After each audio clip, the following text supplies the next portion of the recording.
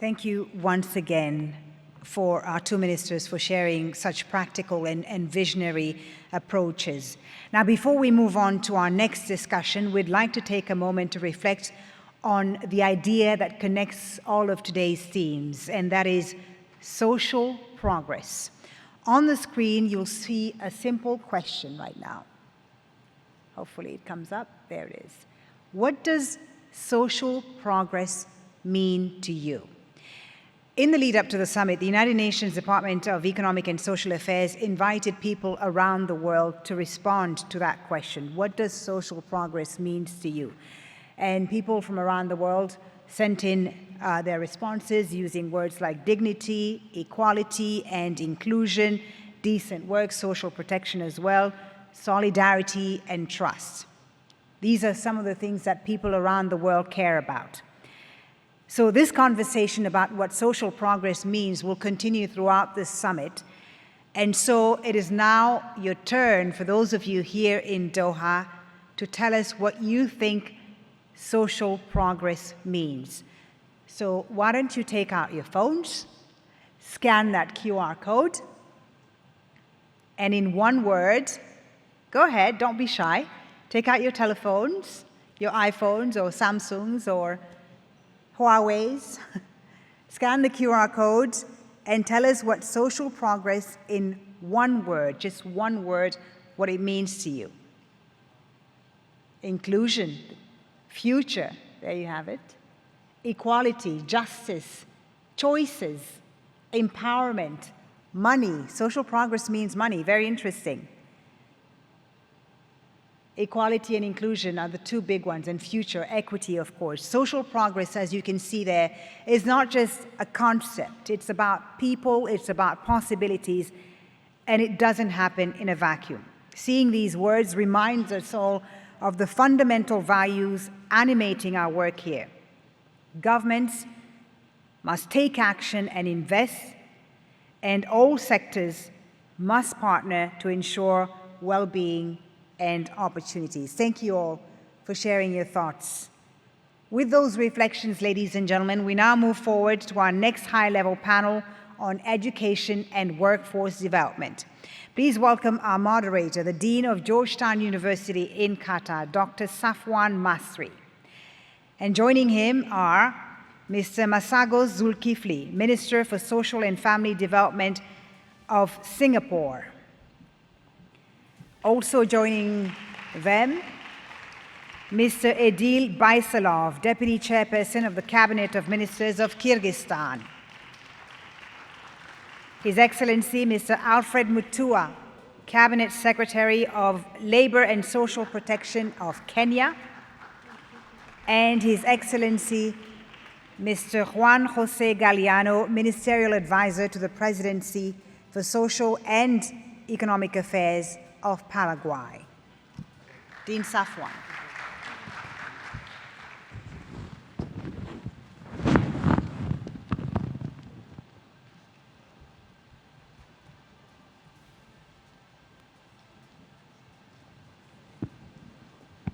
Assalamu alaikum. Good morning, good afternoon almost. Welcome to this very important session on education and workforce development for a future-ready world. In advance, I'd like to thank my co-panelists for this important discussion. I do want to acknowledge something that's very obvious, and that is we're talking about education, we're talking about progress, yet all of us on the stage are men. And this is something that needs to be acknowledged. With that, let me move on and make a few introductory remarks and then turn to each of you with a question. We often talk about what is new. We talk about new skills, new jobs, new tools. But we tend to think about these things in old ways. Phrases like the skills gap or the education to employment pipeline once helped us navigate a world where change was steady and predictable.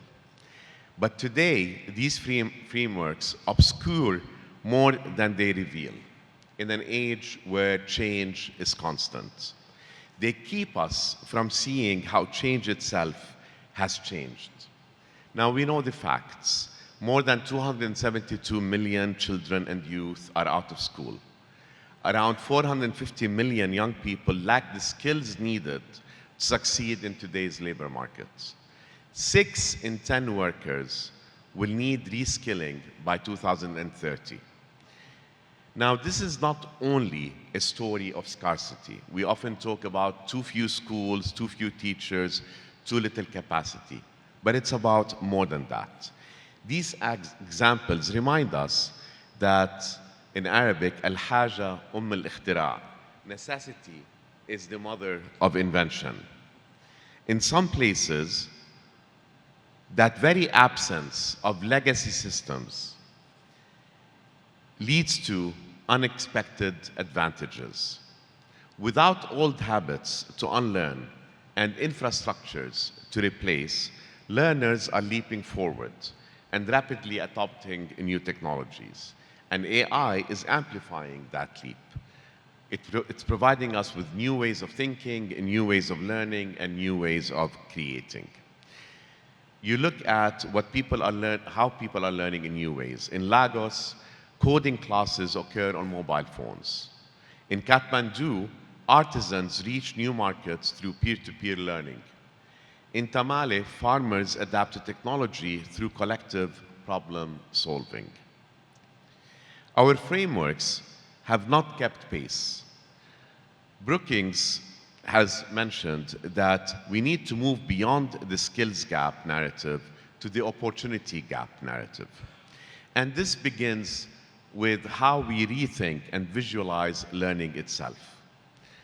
When we picture education as a pipeline, it's in a single direction. You go from school to work as young adults, and then you replace theory with practice. But human growth twists, it pauses, it restarts. A career today is less a pipeline than an ecosystem where ideas and soft and hard skills and experiences circulate and renew across a lifetime. You know, Alvin Toffler, the futurist, once called the a true literacy of the 21st century is education. But that's an ancient idea as well. Okay, we've always known that.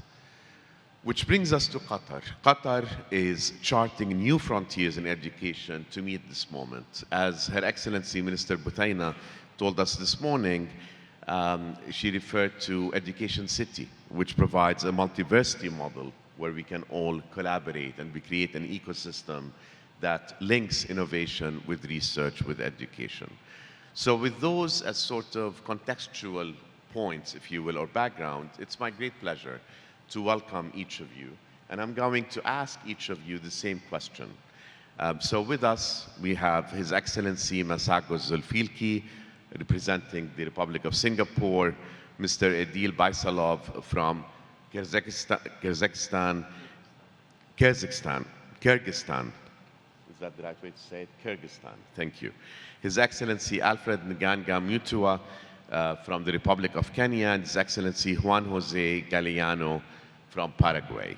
So the question that I'm going to turn to each of you is, what is one reform or innovation in your country that has strengthened learning outcomes or better aligned education with the future of the world and the needs of the workforce? And I'm going to ask each of you to try to limit your answer to 2 to 3 minutes so that we can go back and have some more discussion. So I'm going to start with you, Your Excellency, Mr. Zulkifli. Thank you. I'm from Singapore, and for many of you who may not have been there, it's a very small island state, about 700 kilometers square, and still 700 kilometers square. About now 3.5 million people, and altogether maybe another 1.5 million of foreign talent working within Singapore.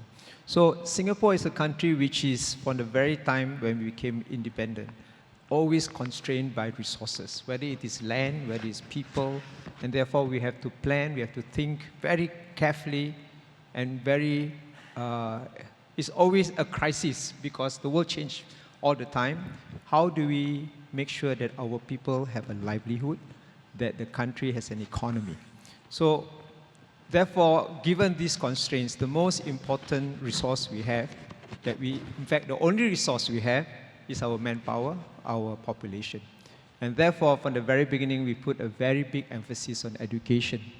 But education in 1965, when we became independent, had a different purpose than education today.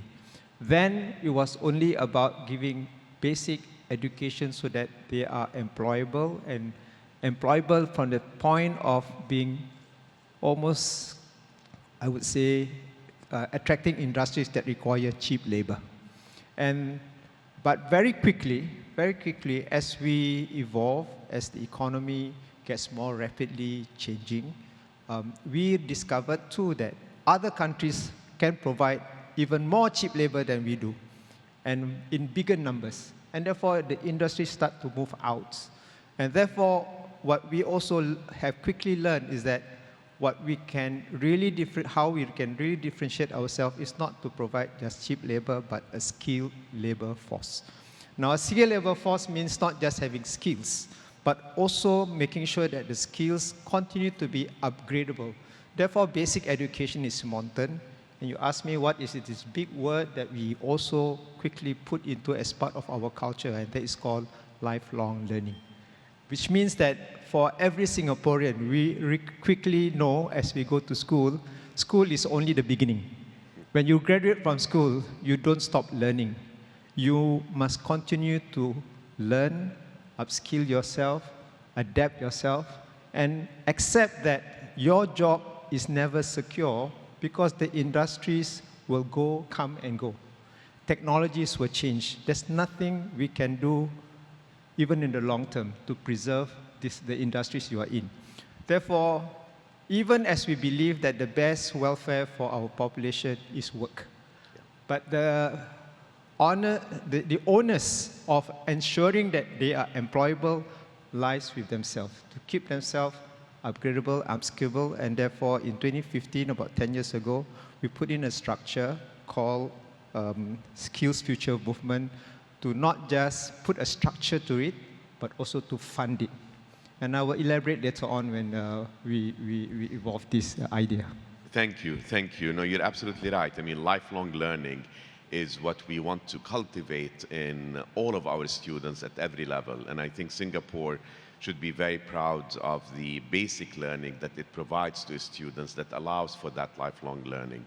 My job as dean, I always tell my students, my job is to help cultivate their intellectual curiosity and prepare them for a life of learning. And as you said, the skills keep changing, jobs keep changing, and increasingly you have to define your future job. You have to create your future job. So with that, Mr. Baisalov, if you can please answer the same question and highlight one thing that you are doing in Kyrgyzstan. Well, thank you. Thank you. Kyrgyzstan is a country of 7 million people in Central Asia, and of course we received our independence after Soviet Union fell apart.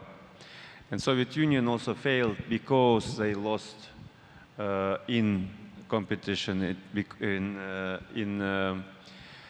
in Cold War, precisely because education system has been proven not as progressive or as required in the global world. And so since then, we've been playing catch-up. How to replicate success of Western countries, and then we've increasingly seen this frustration when countries like Qatar have invested in education and have leaped forward. And then, of course, in 2009, we had this PISA test run by OECD, and we came up last, and it was a national tragedy because our national identity was, okay, we are not the best, but we are not the worst. And so... But it is a distinction to at least be one or the other. It was, and then of course we know Singapore is of course #1 in that PISA rating. And so it always was a catch-up. And especially, of course, given the limited budgetary, resources and other priorities. And then, of course, 3 or 4 years ago, we saw this, the new age of AI. And so again, it was the frustration and the challenge that, again, now it is several more generations. Like, okay, we were always saying we had 2 generations behind, and then it was an extra generation behind. And then, of course, we realized that AI is actually not a challenge, but a resource that we can invest with much less resources into re-educating our teachers and providing them with the right tools, and then maybe even eliminate, even minimize that dependence on our teachers, that we can actually provide that directly every school student with some tutor, online tutor that will be able to help our students around the 24 hours. So we're doing many, many things. I don't want to be mentioning them all, but if you one answer that particular innovations that we actually together with my colleague, Minister of Education in the room, the decisions that, one key decision that we made, we said, okay, we don't want anymore to be writing our own textbooks. Right. We will take the best textbooks from Singapore, published by, I forgot the publishing house. It's okay. It's okay. Yes, Marshall Cavendish, the publishing house. And then we entered the contract, and we are now trying to integrate those textbooks in our schools. That's great. That's great. Thank you so much. I mean, it is, we each have great lessons that we can share and great things that we can also import. And so that's wonderful. That kind of cooperation is really, really helpful. And you also have an advantage in a way in that you don't have a strong education system that you had to reform, but rather it gives you a little bit of a greenfield site. It allows you. No, actually, we do have a very strong educational system from Soviet Union, and that actually makes it more difficult. I see. Because when we're trying to reform, our parliament was against. Why are you destroying the strongest education system in the world? It would have been much easier to start from the scratch. Right, because they thought it was, yes, exactly, it would have been. Okay, with that, let's turn to you, Mr. Mutua, and tell us about some, an innovation from Kenya. Thank you. Our story is very similar to the story of Singapore. We are both British colonies, and so education system was rote-based. So students were basically being rewarded for having good memories rather than having good skills. So what Kenya has done, and just so that I'm not left out with the quoting of statistics, we are a population of about 55 million people. And so what we've done is we've realized that we've been churning out students and people into the workforce that are very good at telling you the capital city of this country, what they produce, but are not able to produce themselves when they get to the workplace. Whereby you find when people are employed, they have now to be retrained for the workplace. So we, with our new political system and economic system, bottom-up economic system of lifting people from the ground up instead of up-down, we set aside the old system and we totally reformed our education system to a competency-based curriculum, whereby now students are being taught critical thinking, plug-and-play type of education, so that when you get to the workforce, you just plug and play. Yes. This was met with a lot of resistance because, like the example that's been given, people wanted to continue with the same system because you realize that the people you thought were very smart were actually not very smart. All they did was study all night long with their feet in water so they don't sleep. so that they can now just copy the answers that they have memorized. They're not actually smart people, because smart people are the ones who are able to apply knowledge. As Einstein is quoted to have said once, that education is that which you remain with once you've forgotten everything you learned in school. And we've always seen education as a great equalizer, you know? And so we want to train people so that you have skills, not just remembering what you are taught in class. Remembering is good, but you need to be able to apply. Lastly is that we have also recognized that there are skills that are acquired outside the classroom. For example, you find that with the SME system, you find that people get into work. They get into apprenticeship, whereby somebody really never went to school, but started helping somebody to be a mechanic, or to be a fridge fixer, or to be a carpenter. And they are very good at it. But then you realize they cannot move up. They cannot get a good job because they don't have the papers. So we have started a program of recognition of prior learning, whereby we take your field experience, you go to school for about 2 weeks, we test your skills, and then we are giving you a certificate, which now enables you to plug it in, advertise so that people know they are working with somebody who is recognized as a qualified expert. And this has really transformed. And so far we have recognized about 5,000 people. Our target is 50,000 within a year or two, so that we can get more people included into the marketplace. Be able to produce and grow wealth, because at the end of the day, it's about growing wealth and getting more money into the pockets. Yeah. Of Wonderful. people. When I come back to you, maybe I'll bring in what Mr. Zulkifli talked about, which is reskilling, right? You know, how do you go back to be recertified with new skills as the skill requirements change? Mr. Galliano, if you can talk to us about Paraguay and what can we learn from your experiences? Thank you very much. Good morning to everyone. I will answer in Spanish. Yes. Una de las innovaciones más importantes que está llevando adelante el gobierno de Paraguay para mejorar el aprendizaje y conectar la educación con los empleos del futuro es el programa Jóvenes Conectados, una iniciativa público-privada que es liderada por el Ministerio de Educación y Ciencias de Paraguay, junto con la participación de empresas, las empresas más importantes del sector privado. El punto de partida nos indicaba que entre los jóvenes el 90% de ellos tiene acceso a Internet y a computadoras. Sin embargo, menos del 25% utiliza el Internet para educación y capacitación.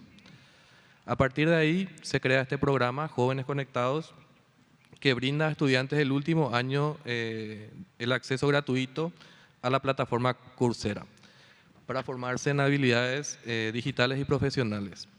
Actualmente tenemos más de 20.000 estudiantes realizando cursos. Esto representa cerca del 30% del total de estudiantes del último año en todo el país, con más de 5.000 cursos disponibles.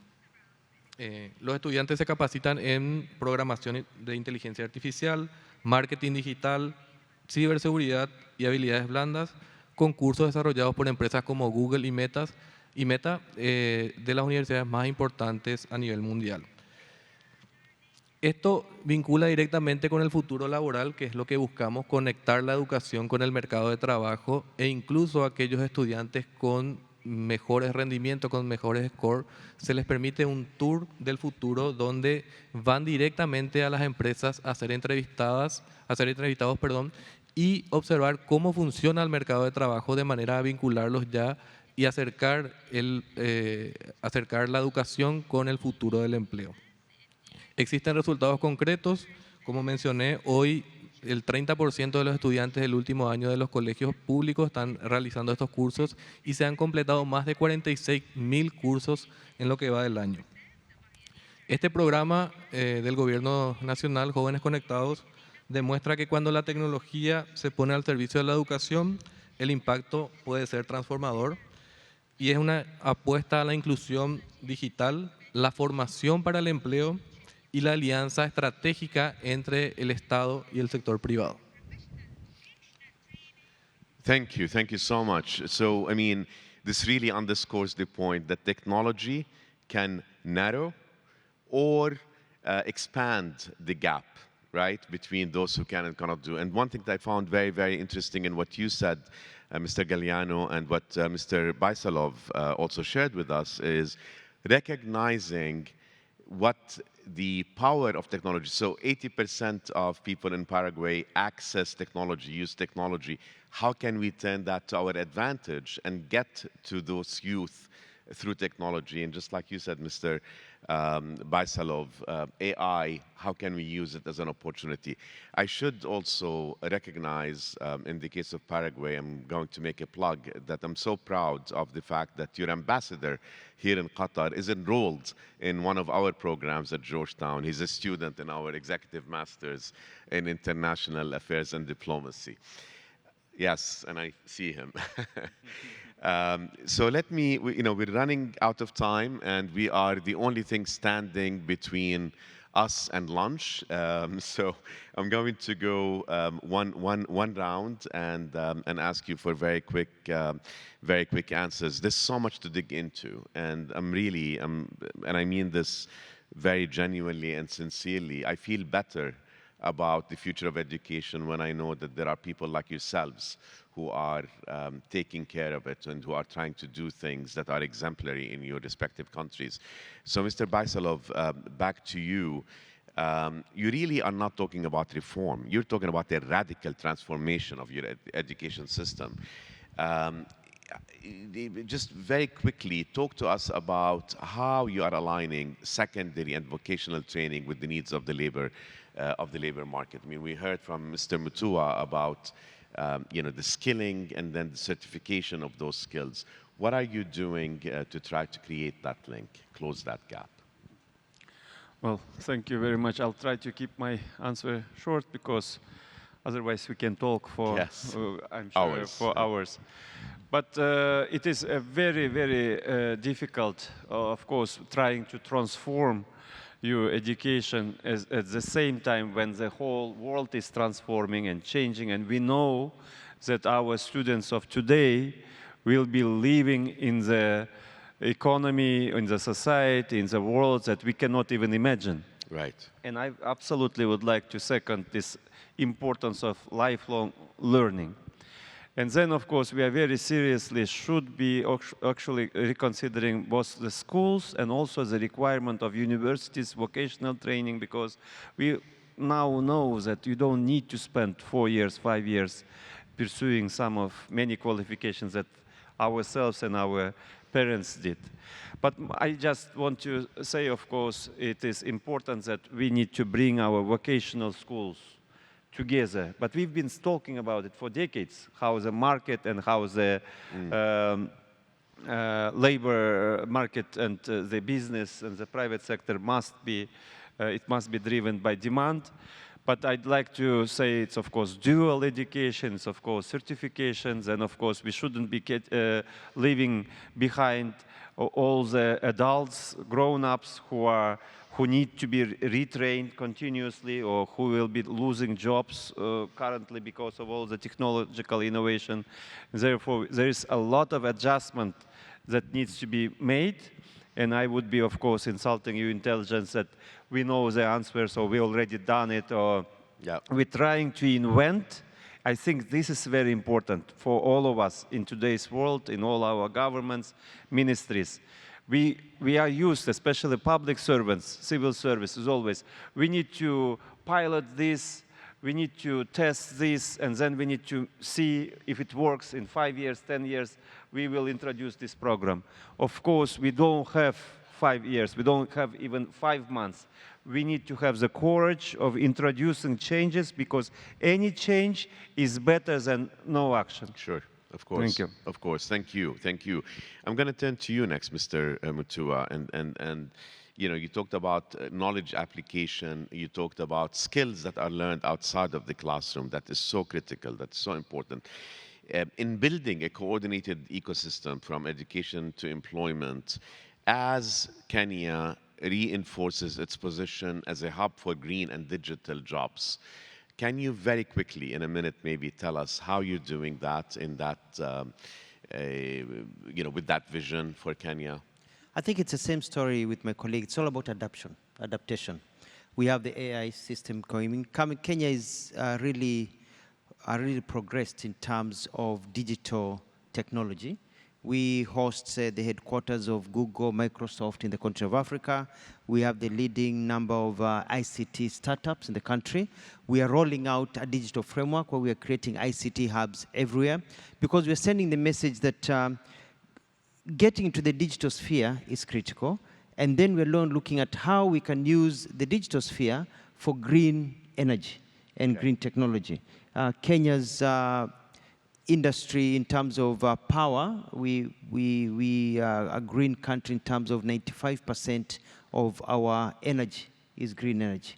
And so we are pushing our people towards that field because we've realized that people can be reskilled to other things. I remember, you know, when you're growing up, you're told that you need to pursue something. For example, you're told to be a doctor. When I was doing my doctorate thesis research, I met a young man who had for many years worked as a doctor, but he quit being a doctor because all he wanted to do, he found that he was better as a carpenter. Even the families told him that a carpenter is not a good job. And he found that he could even make more money being a carpenter than being a doctor. You know, so what we have done finally is that we have created a system of really using TVETs, technical training colleges, for people to do reskilling, as they do, I think, in Singapore also. So you find people, while they're working in the evenings, they go and they get new diplomas, get new skills to fit into the new environment of green and digital technologies. Thank you, thank you. And I mean, so much of it is about cultural change, isn't it, right? So I'm going to turn to you again, Mr. Galliano, and very quickly, if you can tell us about how, in achieving that goal of expanding access to education, how are you coordinating within the cabinet? You know, how are the ministers of labor, finance, education, culture, even in that respect? You know, how powerful is that coordination and how important is it? Thank you for your question. Como nunca antes, Paraguay, bajo el liderazgo del presidente Peña, está trabajando de forma coordinada entre los ministerios de Trabajo, Educación, Economía, orientada a mejorar la transición entre lo que es la escuela, el empleo y el mercado de trabajo con el aprendizaje permanente. Lo que se pretende es alinear la formación con las nuevas necesidades del mercado de trabajo, fortaleciendo la formalización del empleo y generando oportunidades, especialmente para los segmentos más vulnerables, que son las mujeres y la población juvenil. Y en ese sentido, bajo el liderazgo del Ministerio de Trabajo, estamos trabajando con la Agenda de Empleo y Trabajo Decente, que tiene una periodicidad de 2024 al 2028, con el eje principal en la formalización del empleo. Además, la estrategia de formalización del empleo, que para el periodo 2025-2028, impulsa la modernización, simplificación y educación laboral de forma coordinada y transversal entre las diferentes instituciones y entidades del Estado.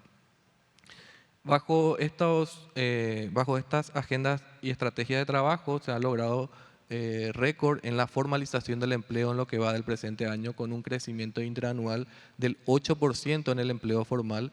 Este porcentaje de crecimiento está por encima de lo que la estrategia prevía inicialmente, que era un crecimiento del 5%, y nos otorga un nivel de formalización sin precedentes en nuestro país. Además, el programa Emplea Paraguay Joven está centrado en este segmento de la población juvenil que busca el primer empleo y donde se subsidia parte de los aportes obreros patronales para su incorporación directa al mercado de trabajo. Thank you so much. Okay, Mr. Zulkifli, if you can very, very quickly tell us in scaling up the lifelong learning, right, which is so incredibly important, how are you reaching mid-career and older workers, right, who have not been introduced to that idea before, in 1 minute? Yeah, it's a very good question, because this is the group of workers who are most vulnerable, because technology changes very rapidly and very, almost I would say, violently. So what Singapore has done now is that we have just introduced a new policy and funding for everyone who has reached 40 years old to get a second bite of the cherry, to reskill yourself, not in small, short-form skills courses, but long-form ones, meaning going back to university or going back to polytechnic, getting a totally new skill which you need now for your new career, rather than rely on an old qualification that you may then become vulnerable. So every Singaporean who has crossed 40 years old today get access to $4,000 to pay for this course fee, in addition to a subsidized course that they can go to, which are chosen with the industry and the government so that these are relevant. And on top of that, if you have to quit your job, if you have to quit your job to go to these long-form courses, because they may be 2 years or 3 years. Yep. So for 2 years, the government will give up to $3,000 or half your salary that you earn last before you quitted to go for the course. Everyone qualifies for this funding. That's great. That's really wonderful. Let me end with a thought for all of us that applies, I think, to the discussion that we've had, but perhaps to the entire effort to find solutions for social development. You know, there's an Ethiopian proverb that is translated loosely, says, when spider webs unite, they can tie up a lion, right? And the challenges we face in terms of education, in terms of the future workforce, in terms of social development, can seem as formidable as a lion, right? But if we weave our webs together, and this is why I loved, you know, sort of the lessons that we're learning, or the books that we are, and the curricula we're borrowing from one another, if we weave our webs together, even the largest problems can be held in check. So our task is deceptively simple, and that is to keep weaving. Please join me in thanking these really wonderful representatives of their respective countries and for all the thoughts that you've given us. Thank you.